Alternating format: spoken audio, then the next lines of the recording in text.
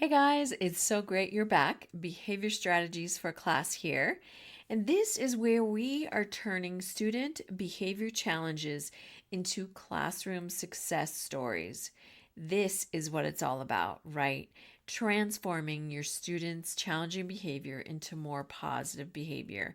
And so I am your host, Diane Bachman, and I have been working in special education for almost 2 decades. And so all of that experience and knowledge I bring to you. I am also a certified trauma-informed coach, and I am here with you in the weeds of student behavior. And so this month we've been going over March regression reset. And that carries on to today's episode, which is why sensory needs shift in March. Student sensory systems, their bodies are constantly scanning for safety, predictability, and balance. They want to feel that safety in your classroom.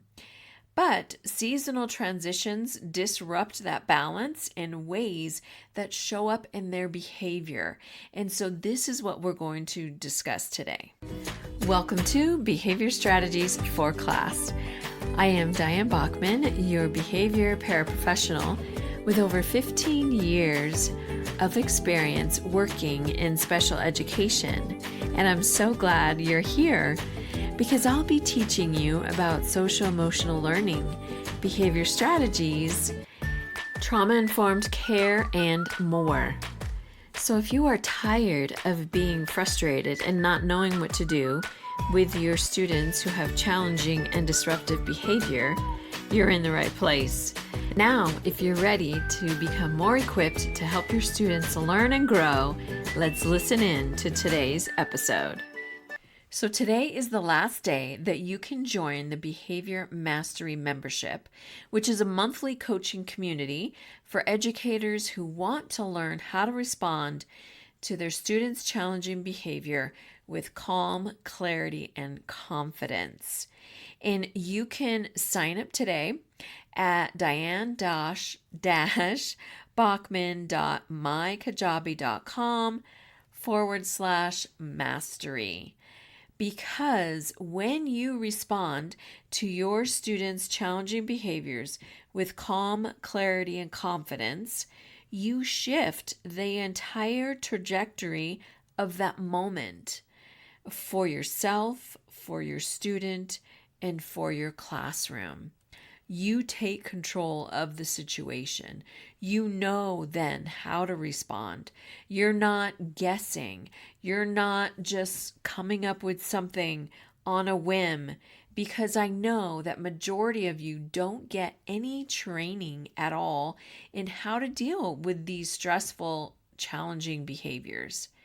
And so this Behavior Mastery Membership is a place for you to come so you can feel calmer and more confident in those moments.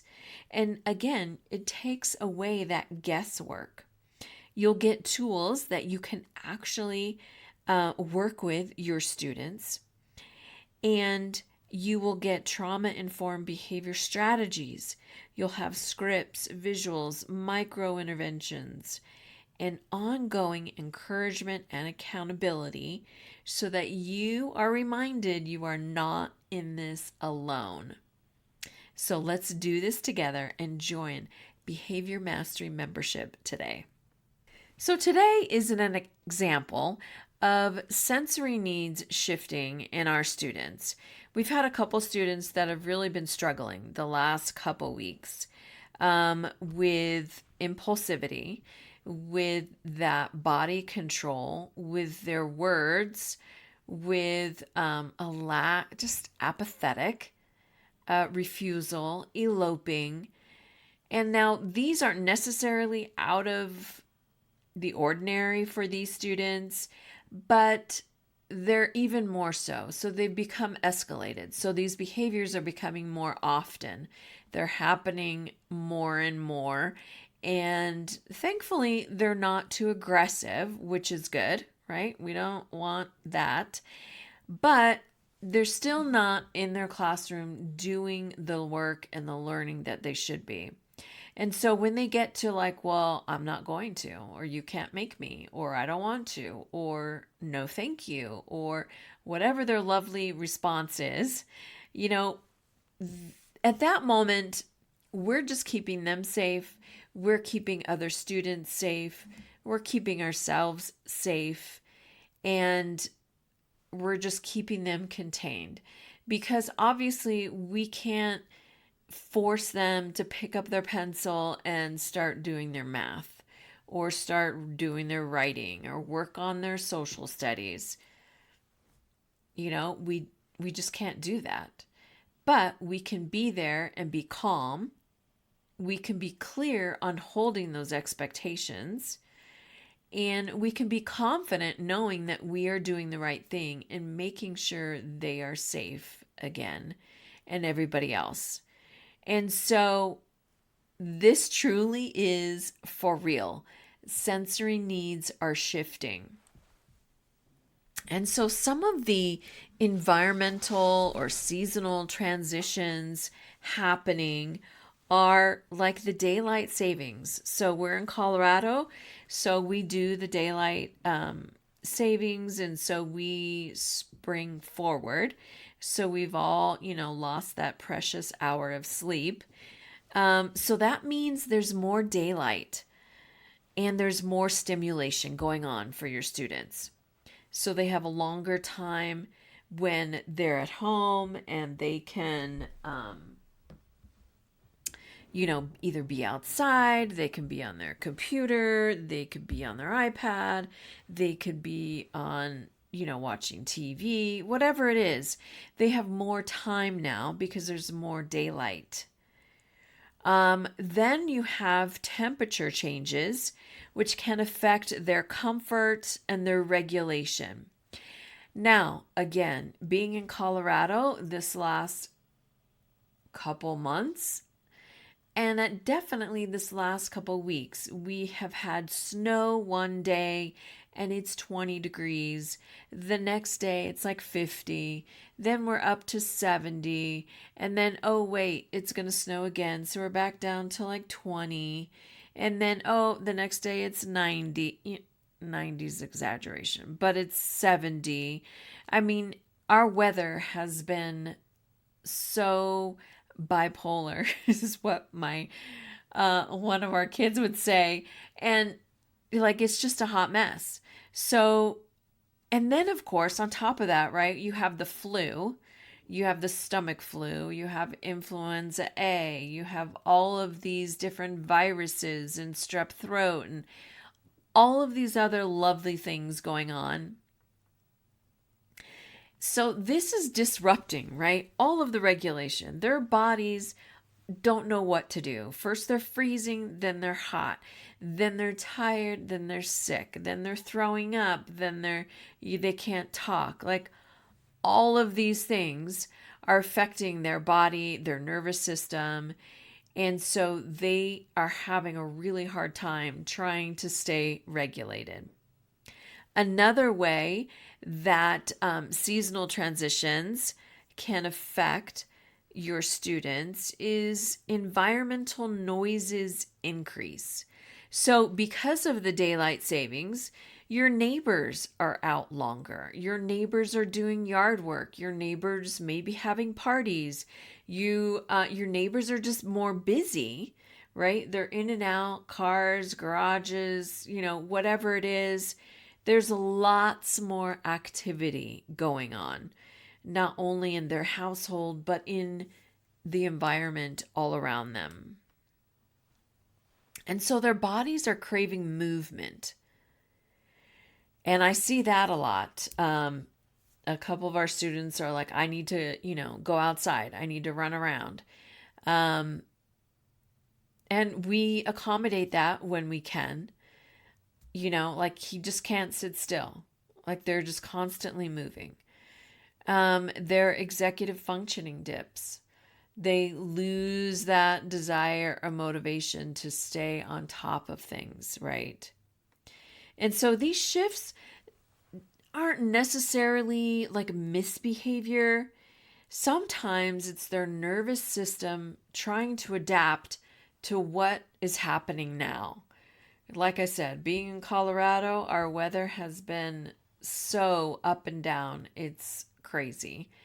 And, the more daylight, more stimulation, right? They've got, activities, they've got sports, all of these different things start coming up. And now they're even more busy, right? They're just constantly on the move. And their bodies are still trying to like, okay, well, where are we at now? What are we doing now? Um, so just kind of keep that in mind. I'm not saying these as an excuse. I'm just saying these are the facts of what is happening. Now, granted, if you're not in Colorado, I don't know what your weather is and if that has any effect. Um, but these other things, they can affect your students' nervous system and them trying to regulate themselves. So, what are some of the behaviors that you're seeing? So, like I said, a few of our students are just a hot mess. The impulsivity, they have increased fidgeting, the tapping, more blurting, the silliness. I mean, that reminds me of our other student. Oh my goodness. Like the faces that this kid can make just crack me up. 1 minute he's serious, 1 minute he's like raising his eyebrow at me, another minute he's giving me like this sly, crazy smile, and like he's just too much. He's so he's so funny though, and he's so cute. Um, but his silliness, like it is definitely increased. He's enjoyed like learning that he could be a class clown. Which, isn't necessarily good, but he is funny. um, Avoidance of work. Whew. Like I said, we've had students that are definitely struggling there. They are avoiding it like the plague, way more than normal. The shutdown, we haven't had too much of that, but I would say one of our other students, definitely he will sit down in the middle of the hallway and just be like, I'm done. I'm done. Yeah, that's a hard one. Because again, what are we going to do? We're going to drag them down the hall by their legs and throw them in the classroom? No, we cannot do that. And we do not do that. There's definitely heightened emotional reactions. Some students, oh man, you could look at them sideways and now they are in tears because you looked at them sideways. You have others, like there's more peer conflict. They're definitely more sensitive among their peers and how their peers are reacting to them and whether they are interacting together.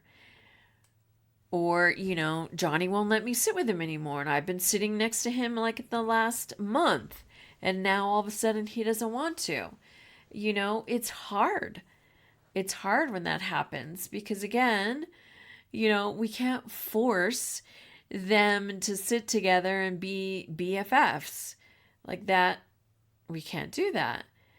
So we just try and encourage them to, sit somewhere else or sit with a different friend or whatever it is to help them through that peer conflict. And then sometimes it's just difficulty with transitions, right? Sometimes they get comfortable in whatever project they're working on, and now they're like, oh, now you have to transition and go to math, or you've got to go to PE. And so they are having a tough time because they're like, I'm focused here. I want to finish this. And, now they're throwing a fit because they don't want to transition to the next thing. And it's like, dude, we've been doing this all year, It's like, yeah, this is what happens. But now all of a sudden it's a big, huge deal. So these are definitely behaviors I see every single day. Not only with our students, but with a lot of the gen ed students as well. So this is definitely not just a challenging behavior with your regular students, if I could say, who struggle with their behavior. Like these changes and shifts can affect all of your students. And so when you are more aware of what's going on, then you can better react with that calm, clarity, and confidence in how to help them through this time, right? So, some trauma informed strategies that will support this shifting of sensory needs. And some of these are things like you're probably already doing, but these are 5 strategies that you can start using today. So, one is definitely increasing that predictable movement, and this helps to regulate their body. So, like one of our students is like, well, I want to be outside. I need to be running around, climbing or whatever it is. Like he needs that outside movement. And he's, says this helps him regulate. And we have another student, like he loves to draw and color, and that helps him regulate. So, finding out also what types of movements do help your students regulate. So, I know obviously you're not going to stop your class in the middle of the day, in the middle of a lesson, and be like, okay, we're all going outside for a run. I get that. But if you do have other support, and obviously it's only maybe a couple students or maybe only one student, that you can tell, okay, he needs a lot more movement than just, being able to stand behind his desk or whatever he's doing in your class. But also, you can do this as a whole class. Throw on a Go Noodle for a minute. Do a quick yoga move or do a quick breathing movement. These are all good ways to help their bodies move and get more regulated. So, number 2 is adjust the sensory environment, reduce the overload. And so, a lot of that really is in the atmosphere in your room. And I know I've talked about this before. Some of that is the lighting. A lot of teachers don't have their full power lights on all the time. They have like half of their lights on at times. Sometimes teachers have all of their overhead lights turned off, and they just have lamps around their room. It's a very calming effect. Other times they don't have lights on at all, and they have windows in their room, and they just use the daylight to come in, the natural lighting. So those are some ways. Or maybe just looking around your room, maybe you could take down a few posters or change the coloring that you have in your room. Maybe you have some excitable colors, and maybe you can put some more like maybe pastel colors or warmer colors, calmer colors, just different little tweaks that can make a difference for some of your students. And then number 3, build in those micro routines that calms the sensory. And so some of that was what I mentioned before too, is those breathing exercises. Having time just to sit and read. Like I feel like, it's not always a movement or big movements. Sometimes just sitting. I know some teachers will be like, okay, we're just going to put our heads down for a couple minutes. I think that's very helpful. And that does help calm the class. So that's a quick, easy one that not necessarily is a big, huge sensory movement, but just a quiet moment. I think we miss out on that because we don't take those quiet moments. And I say that for myself as well, because I feel like at school, right, you're always on the go, you've always got stuff to do. And so to be able to just sit down for a minute is really nice. And especially is it's we get a warm day, to be able to go outside and sit and enjoy the warm sunshine really makes a big difference for me. And also, like, when you come home after school, after work, like there's another million things that has to get done at home.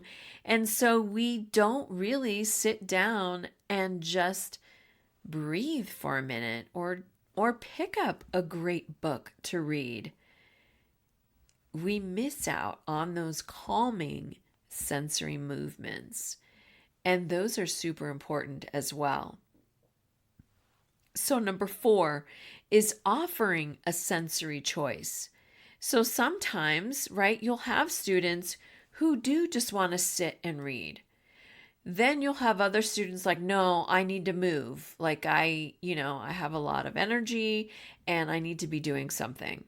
And so maybe that student could be doing wall sits or, some breathing or some yoga.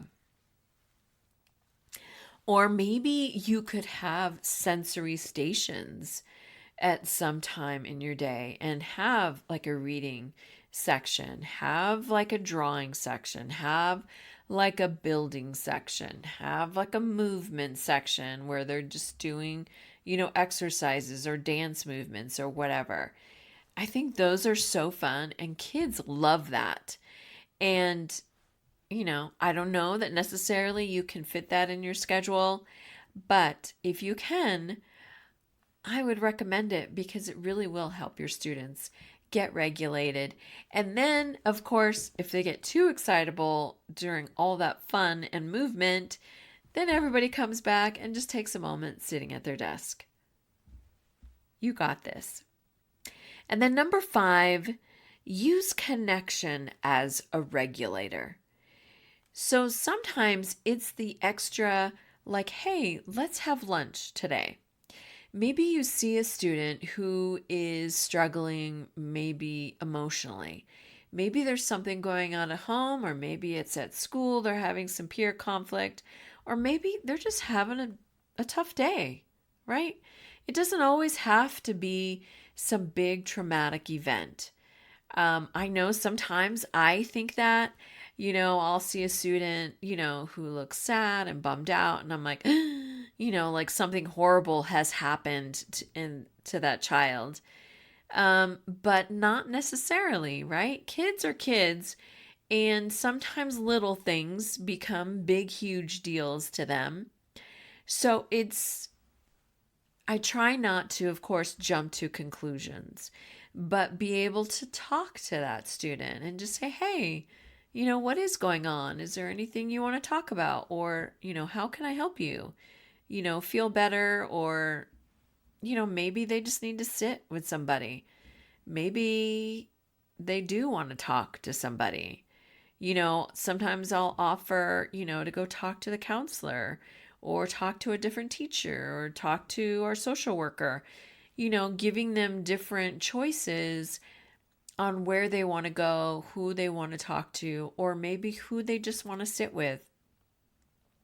I've done that before with some of our students. Like, I could tell either they're kind of on the edge, right, as far as behaviors.